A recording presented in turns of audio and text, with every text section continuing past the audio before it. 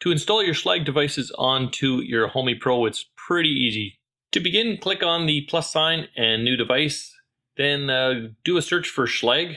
That'll get you the Schlage devices on there. If you have a Wi-Fi one, click on the encode Wi-Fi and install and connect. Now you will have to log into your Schlage account so that this thing has access. Now keep in mind, for the Wi-Fi ones, it's going to be through the cloud, so your internet's going to have to be running for this to work. After you've logged in, connect, and that's it. This device will now work. I've kept this all in real time here. The screens in the background, or the screens of the install, so that you can actually see real time. There's no edits, there's no cuts. This is me actually playing around and checking it out as you see it. Very basic functionality here. It does have a low battery alarm, and but it doesn't give you a battery level for the Wi-Fi locks. The Z-Wave one, on the other hand, does. And as you can see, the lock functions in both the lock and also the unlock function.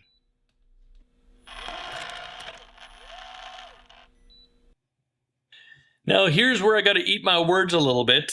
So my lemon lock, referring to a YouTube video I posted about this lock earlier, I had to rewire this thing, and it's hasn't been very reliable for me on the Habitat. It just keeps disconnecting.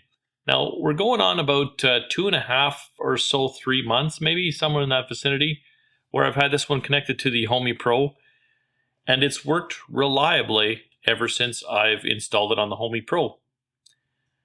So as of right now, that's actually kind of working out for me.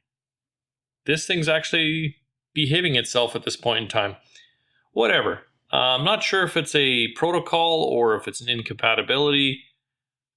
I'm just telling you what I've found out. So my apologies to those that have this lock and have gotten frustrated with it as well. Now installing the Z-Wave lock is a little bit different than the Wi-Fi one. You'll get an initial pair instruction. You're going to need to go to your lock and click on or remove the little cover and click on the little button, and so that this thing lights up. And I think you had to do it a second time to make sure that the pairing goes. I was running up and down the flight of stairs out to the garage to do this. It gives you lots of time, so don't sweat it. Just follow the instructions on the Schlage screen, and after a little bit of time, it takes about a minute or two for me to run back and forth. And I will leave these in real time kind of at the bottom as well, so that you guys can kind of see what's going on.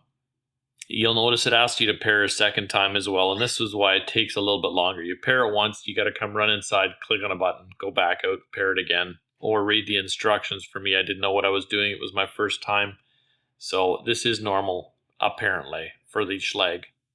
After that, it goes through the adding screen. Now, this does take a couple of minutes for it to go through and figure out whatever the heck it's doing. I'm not sure what it's doing, but the lock showed up in my home pretty quickly. And after that, I can put automations and stuff on it. And the part that I really do like is on the app. I can control it there.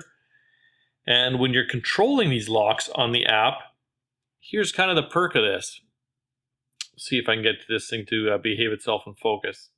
If you do click on one of the locks, it does nothing. You actually have to push and hold to get to the unlock and lock, and then now there's single touch for it to lock and unlock.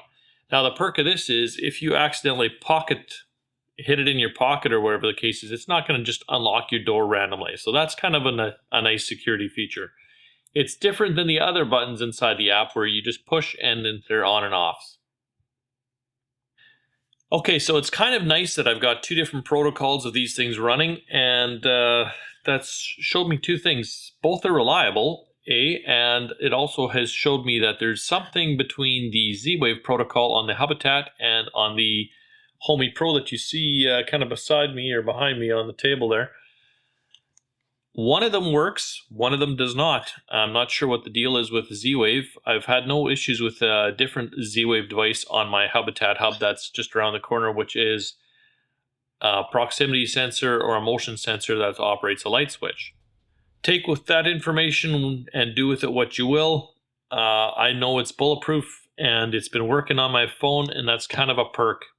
If you do have Schlage devices and you do have a Homey Pro, or if you're thinking of is Schlage or does Schlage work with the Homey Pro, it definitely does. I don't know if they make a Z-Wave or if there's a Z-Wave compatibility. I just seen the two setup options for Z-Wave, and for the Wi-Fi I didn't see Zigbee on that install list, so I'm not sure if Zigbee is currently supported by that app, but at least we know that the Z-Wave and the Wi-Fi devices are working.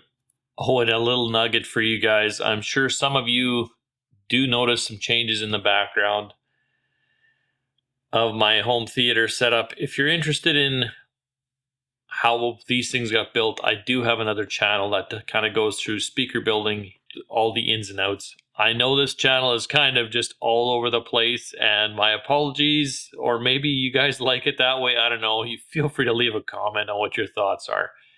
But there is a speaker building channel. I'll leave a link to it in the description of the video. If you want to check that out, you're more than welcome to see kind of what I'm doing there.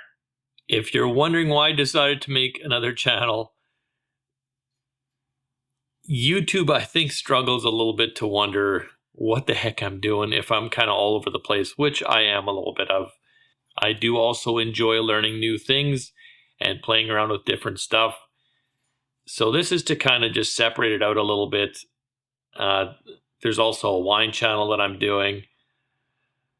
Whatever, I'll leave a list of all the channels in the description down in the video for those of you that are interested in kind of seeing more of my content in maybe a little bit more of an organized fashion.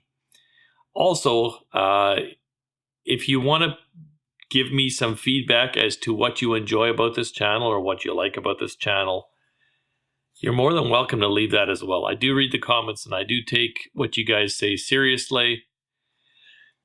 So whatever feedback you want to give, I'm all ears.